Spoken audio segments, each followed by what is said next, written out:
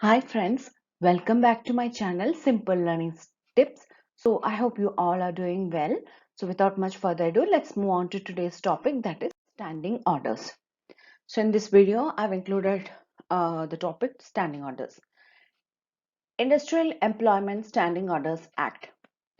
Now I have given, it's not a definition, it's as per section 2G. According to Industrial Employment Standing Orders Act 1946, section 2G, standing orders means rules relating to matters set out in the schedule. Okay, now what are these? So this means that employer, they have to prepare a draft copies of this standing orders, and in that they have to provide certain matters that are related. Okay, and that will be mentioned in that schedule. Okay, so just understand this definition, or you can even by heart it, because in exam if it comes, just write it down. Okay, basically standing order means employment conditions. Okay, it will contain all the employment conditions. Okay, now basically we can say that standing orders are laws which controls the relationship between employers and workmen. See, previously why this standing order uh, was introduced is that because previously the workers were treated a little bit unfairly.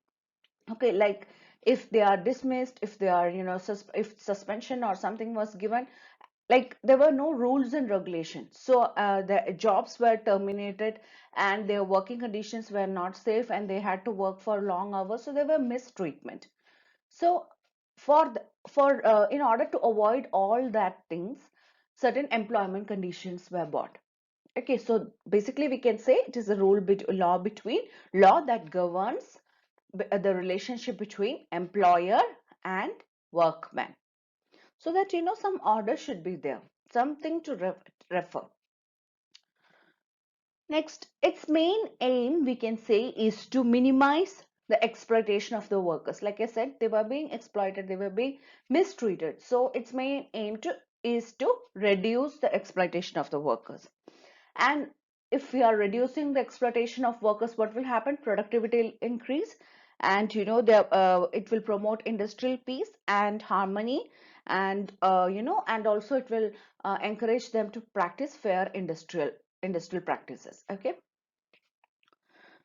Now this act, the Standing Orders Act 1946, is applicable to all industrial establishments where it is important to remember 100 or more workers are involved and under section 1(3). Okay, so where 100 or more workers are involved, standing orders is applicable. Now let's move on to what all the details. Like I said, certain matters are to be provided in the standing order. Now what are these details that are to be provided in the standing order under this act? So you have to provide classification of workmen. That means whether they are permanent, temporary, whether they are apprentice, probationary, badlis, all these things should be mentioned in the standing order. Okay. Now, next is manner of intimating to workmen periods and hours of work, holidays, paydays, and wage rates.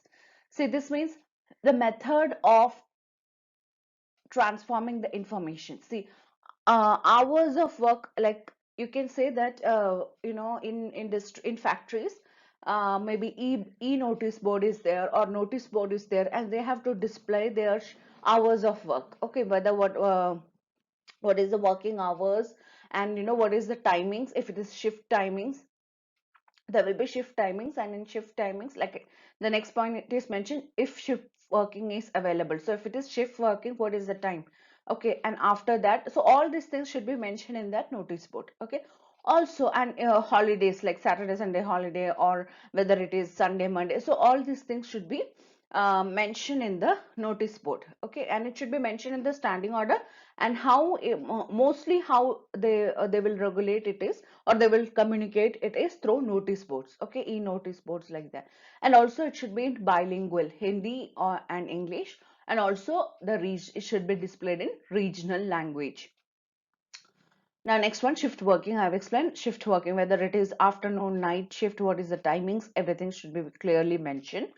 Attendance and late coming. So if 9 o'clock is the punching time, and what will happen, it should be there should be mention, it should be mentioned like what will happen if there is any relaxation time like 10 minutes.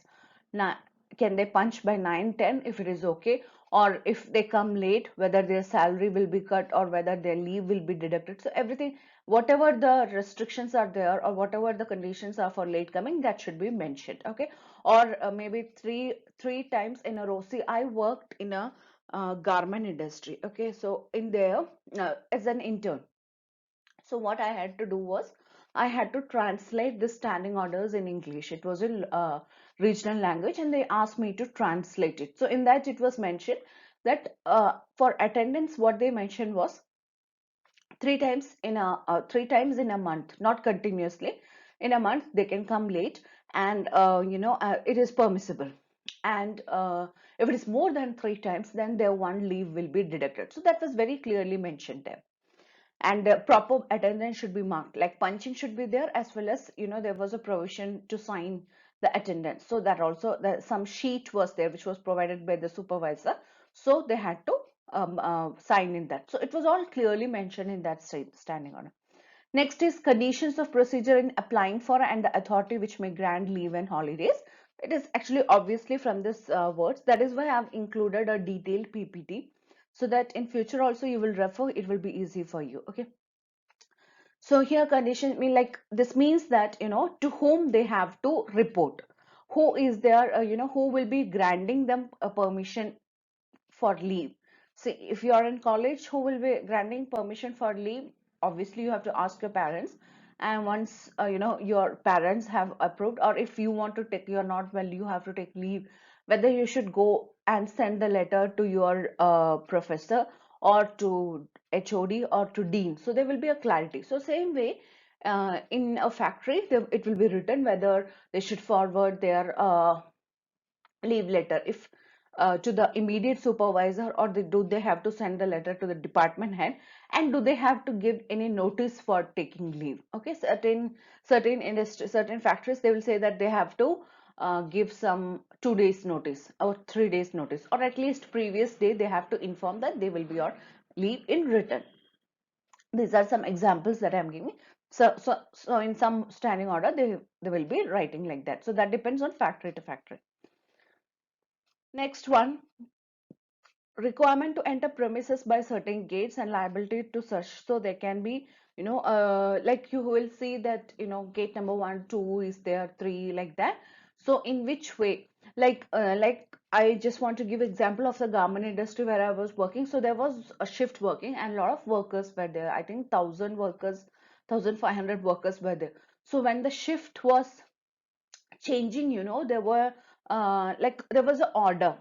So what they did was that people who were going out, they have to go insert one gate number 5 or something, and the people who are coming in the afternoon shift, because they were bought by van, dedicated van was provided, dedicated vehicle was provided.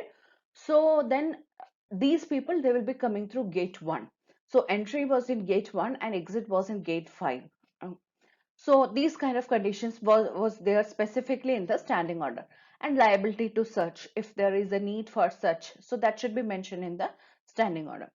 Closing, and like while they are leaving, they will have to show their handbags, or some a little bit small amount of risking will be there. If they are doing that, it should be mentioned in the standing order. Now, closing and reopening of sections of the industrial establishment, and temporary stoppage of work, and the rights and liabilities of the employer and workman arising from there. So if there is any temporary stoppage of work, okay, what are the procedure? How, why they should do it? So that should also be mentioned in the standing order.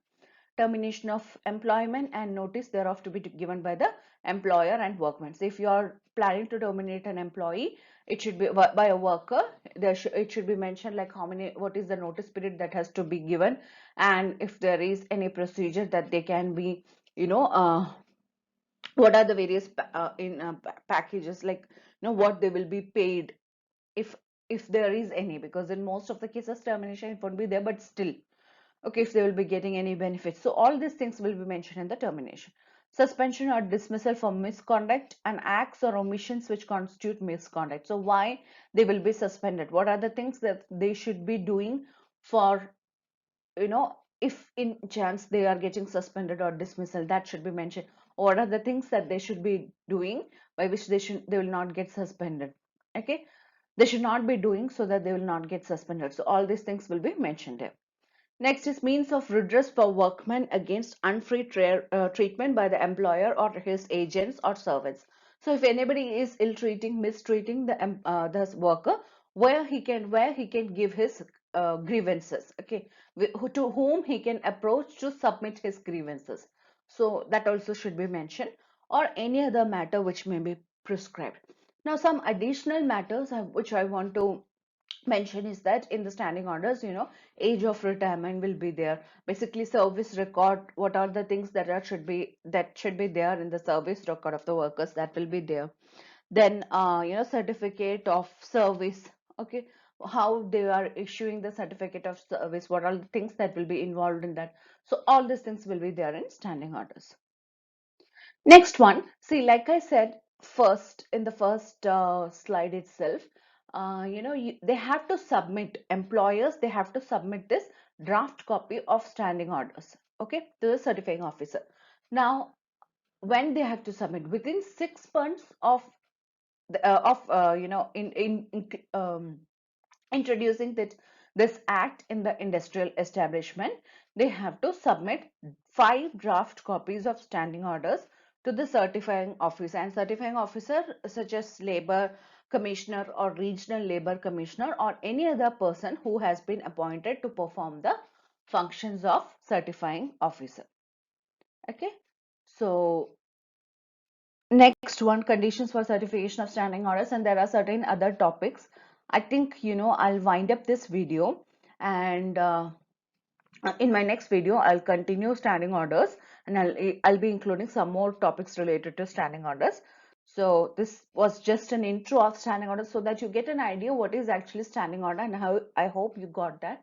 If you have any doubt regarding this topic, please mention in the description box, or if you want me to discuss any other topic specifically, please mention that in the description box as well. Hope you like this video. Please like, share and subscribe to this channel. And if please DM me for more topics. You can in Insta also. So my handle is Simple Learning Tips 2019. Please leave your valuable comments below. And thank you for watching this video, and stay tuned for more videos like this. Thank you.